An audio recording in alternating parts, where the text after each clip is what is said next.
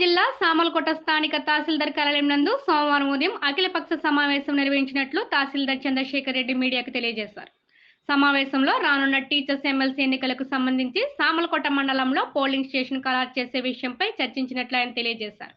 గత పోలింగ్ కేంద్రాలు పాత తహసీల్దార్ కార్యాలయం 5వ సచివాలయంలో ప్రస్తుతం కొంత శిథిలావస్థకు చేరడం వల్ల దాని స్థానంలో ఎంపీడీఓ కార్యాలయంలోని హాల్ను ప్రతిపాదించడం జరిగిందని, ఆ ప్రతిపాదనకు సమావేశానికి హాజరైన అఖిలపక్షం సభ్యులందరూ తమ అంగీకారాన్ని తెలియజేస్తే కలెక్టర్ వారికి సభ్యులందరికీ ప్రతిపాదనలు పంపించడం జరుగుతుందని ఆయన పేర్కొన్నారు.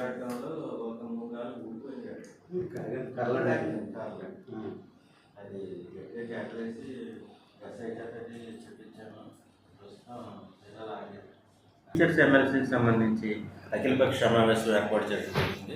ఈ అఖిలపక్ష సమావేశం ప్రధానంగా వీళ్ళు షెడ్యూల్ రాబోతుంది. దానికి సంబంధించి అలాగే దీనికి పోలింగ్ స్టేషన్గా గతంలో తహసీల్దార్ ఆఫీసు, పాత తహసీల్దార్ ఆఫీస్ ఉండేది. ఆ తహసీల్దార్ ఆఫీస్ ఇప్పుడు డయాపరేటెడ్ కండిషన్లో ఉండి శిథిలమైపోయిన పరిస్థితుల్లో దానికి వేరే ఆల్టర్నేటివ్గా ఇంకో పోలింగ్ స్టేషన్ కొత్తగా ఏర్పాటు చేయాల్సిన అవసరం ఉంది. దానికి ఎండిఓ ఆఫీసులో ఈఓబిఆర్డి గారి రూమ్ని ఈ పోలింగ్ స్టేషన్ కింద ఎంపిక చేశాము.